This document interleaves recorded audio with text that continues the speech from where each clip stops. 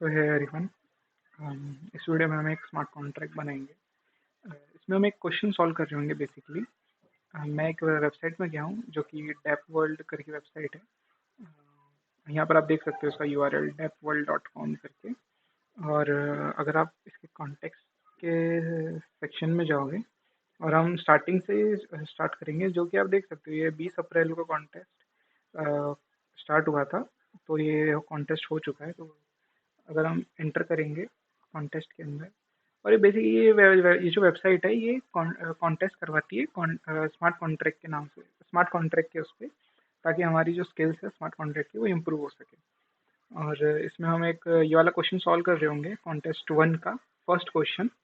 और ये क्वेश्चन देख सकते हो यहाँ पे क्या लिखा हुआ है, गिवन मैजिकल एरे। ये काफ़ी ट्रिकी लिखा हुआ है। मैं इसको सिंपल तरीके में पहले समझा देता हूँ कि इसमें इसमें वर्क हो क्या रहा है, इसमें वर्क कर क्या रहा है ये। तो अगर आप इसके राइट साइड में देखोगे तो यहाँ पर एक एडिटर है, कोड एडिटर है, जहाँ पर इन लोगों ने पहले से बॉयलर प्लेट लिखी हुई है। फाइंड वैल्यू नाम से एक फंक्शन दिया हुआ है। उसके अंदर 3 पैरामीटर है, एक ARR नाम से, एक IND नाम से और एक HRS नाम से।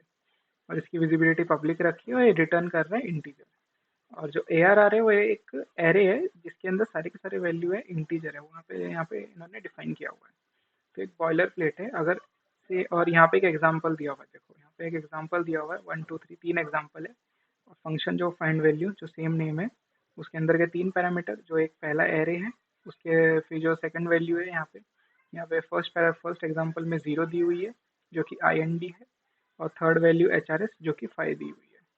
अब ये क्वेश्चन ना, अभी ये इसका अगर एक्सप्लेनेशन पढ़ोगे तो ये काफ़ी मेरे को काफ़ी डिफिकल्ट पड़ा था। तो मैंने इसको सिंपल तरीके से मैं अगर समझाऊँ तो ये मैंने यहाँ पर एक्सकेल्यूटर ओपन कर रखा है, मैं इसमें बताता हूँ। यहाँ पे 3 पैरामीटर है, एक ARR, एक IND और एक HRS। अब एक एरे दिया हुआ है जिसके अंदर इंडेक्स जो है 5 है। हमें एरे के अंदर फिफ्थ इंडेक्स को ढूंढना है, जो कि फिफ्थ इंडेक्स ऑफकोर्स अगर हम एरे को आइटरेट करते हैं स्टार्ट से तो वो स्टार्ट होता है 0 से। 0 1 2 3 4 एंड 5। जो फिफ्थ नंबर का जो इंडेक्स है वो है 6। फिफ्थ इंडेक्स पे जो नंबर दिया है वो 6 दिया है। और हमें क्या करना है, हमें HRS 6 है तो हमें फिफ्थ नंबर पे इंडेक्स जो है 6 है, हमें HRS को 6 उसको मल्टीप्लाई करना है और हमारा रिटर्न 36। ऐसे करके हमें वैल्यू रिटर्न करनी है। अगर सेम चीज़ अगर मैं इस एग्जांपल में दिखाऊं जो कॉन्टेस्ट में दिया हुआ है एग्जांपल, तो अगर यहाँ पर देखोगे -1 2 3 4 2, इसका जो हमें जीरोथ इंडेक्स चाहिए, जीरोथ इंडेक्स ऑफकोर्स एरे 0 से स्टार्ट होता है तो उसका जीरो जो इंडेक्स है वो -1 है।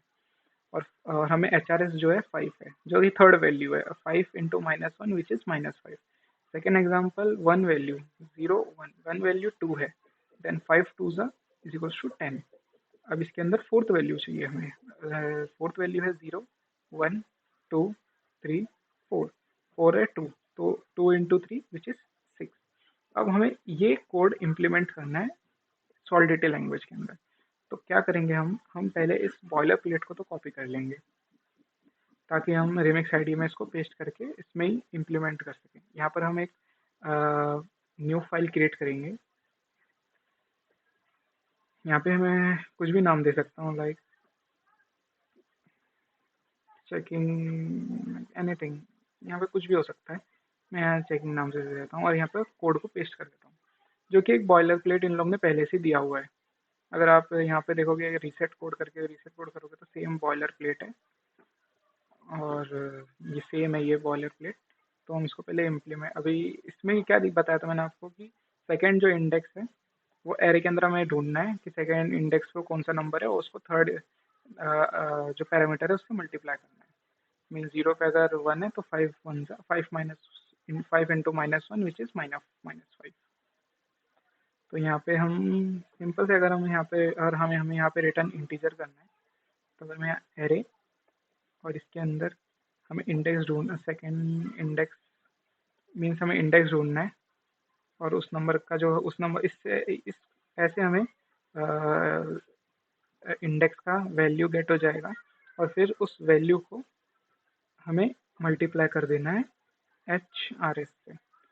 अब यहाँ पे एक एरर है, ये काफ़ी ट्रिकी क्वेश्चन लगा मेरे को और काफ़ी मतलब इजी भी है।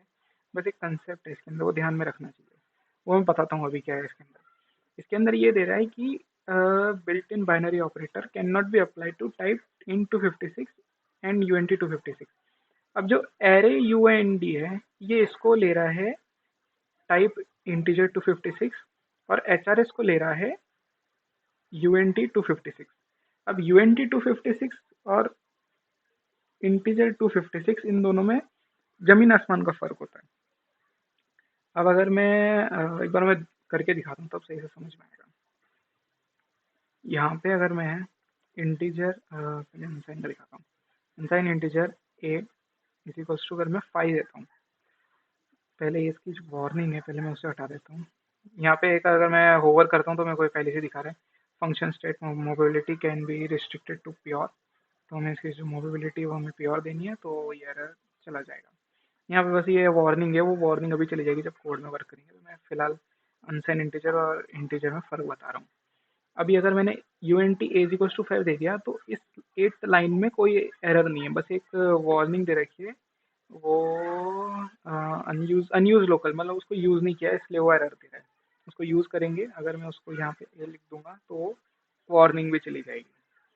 ठीक है, अब u n t as equals to 5 है तो यहाँ पे एरर नहीं दे रहा है।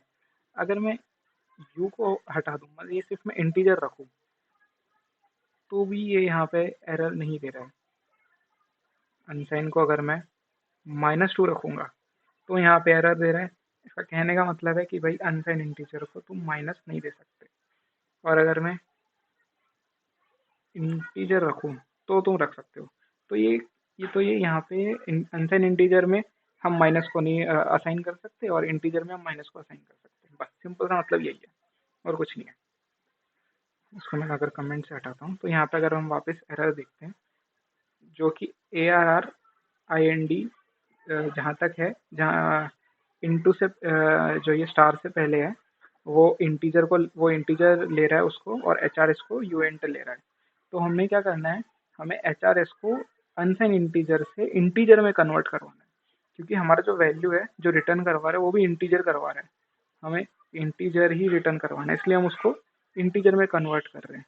और हमारी अगर आप देखोगे तो हमारी कुछ कुछ वैल्यू जो है वो माइनस में भी है, तो इसलिए हमें उसे इंटीजर रखना बहुत ज़रूरी है। अगर अनसाइन रख देंगे तो वो वर्क नहीं करेगा। तो हम पहले एचआरएस को इंटीजर में कन्वर्ट कर देते हैं, और इंटीजर में कन्वर्ट करने के लिए ये ट्रिक है INT, और यहाँ पे एचआरएस है। एचआरएस को कन्वर्ट कर देंगे इंटीजर के अंदर, और ये डेटा पहले इंटीजर के अंदर यहाँ पे कन्वर्ट हुआ और डेटा के अंदर मैंने उसको स्टोर करवा दिया, और डेटा के अंदर मैंने उसे यहाँ लिख दिया। लेकिन अगर आप ऐसे भी लिखना चाहो तो ऐसे भी कर सकते हैं। बस ये ज़्यादा थोड़ा समझ में आया इसलिए मैंने उसको ऐसे किया है। इसलिए मैंने उसको पहले डेटा के अंदर स्टोर किया, फिर डेटा के अंदर यहाँ कर दिया। अभी कोड बराबर चल रहा है। अगर मैं इसे अगर यहाँ पे कोई एरर नहीं है, अगर मैं डिप्लॉय कर देता हूँ, यहाँ पर डिप्लॉय हो गया, और ये एक एग्जांपल है। इस एग्जांपल को कॉपी करते हैं और इस एग्जांपल को यहाँ पे पेस्ट करके फाइंड वैल्यू पे क्लिक करते हैं, तो बराबर हमें -5 मिल रहा है। और अगर मैं जूम इन करूँ तो हमें जो वैल्यू है वो -5 आ रही है, और जो हमारा रिटर्न -5 होना चाहिए। और सेम चीज़ अगर मैं सेकंड वैल्यू के साथ देखूँ, ये हमारी second value by the way, second value पे क्लिक करता हूँ तो ट्रांजेक्शन परफेक्ट है, और यहाँ पे 10 रिटर्न कर रहा है जो कि बराबर है। यहाँ पे भी 10 रिटर्न हो रहा है, और इसको भी सेव करते हैं। यहाँ पे पेस्ट कर दिया मैंने थर्ड वैल्यू, और फाइंड वैल्यू पे क्लिक करते हैं तो ट्रांजेक्शन डन। और ये 6 दे रहा है रिटर्न करके, तो ये भी 6 दे रहा है। तो मतलब कोड तो हमारा बराबर चल रहा है, सब रिटर्न सही से कर रहा है। अब इसे हम कॉपी करते हैं अपने रीमेक्स आईडी से और यहाँ पे पेस्ट करके कंपाइल करके चेक करते हैं, कंपाइल सक्सेसफुल है। अभी सबमिट करते हैं कोड को। अब अगर सबमिट करोगे तो देखोगे कि यहाँ पे बराबर से कोड सही से चल रहा है। 330 टेस्ट केसेस है, सारे के सारे टेस्ट केसेस पास हो गए। सो इस वीडियो में हमने ये प्रॉब्लम सॉल्व की, ये कॉन्टेस्ट 1 का फर्स्ट प्रॉब्लम। हम सेकेंड वीडियो में आगे के क्वेश्चन सॉल्व करेंगे जो कि काफ़ी डिफ़िकल्ट क्वेश्चंस हैं। मिनिमम 1 आवर लग जाता है इनको सॉल्व करने के लिए, और कभी कभार तो 2 दिन भी लग जाते हैं। तो इन क्वेश्चन को सॉल्व करेंगे आगे नेक्स्ट वीडियो में।